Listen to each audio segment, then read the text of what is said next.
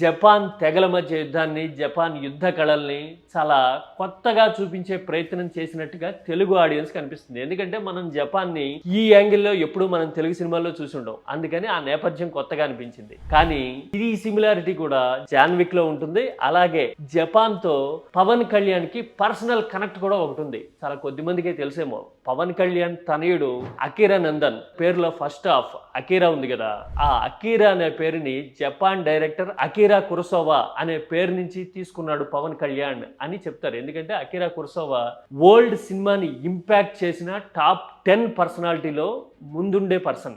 Direction విషయంలో, technology పూర్తిగా develop కాని విషయంలోనే స్టోరీ టెల్లింగ్ లో రెవల్యూషనరీ ట్రెండ్ ని క్రియేట్ చేసిన డైరెక్టర్ గా అకిరా కురోసావాకి పేరు. అందుకే అకిరా పేరుని తనయుడికి పెట్టుకున్నాడు పవన్ కళ్యాణ్ అంటారు. సుజిత్ బాగా స్టడీ చేసేసాడు కాబట్టి ఇండస్ట్రీని ఆ జపాన్ కనెక్షన్ కూడా తీసుకొచ్చి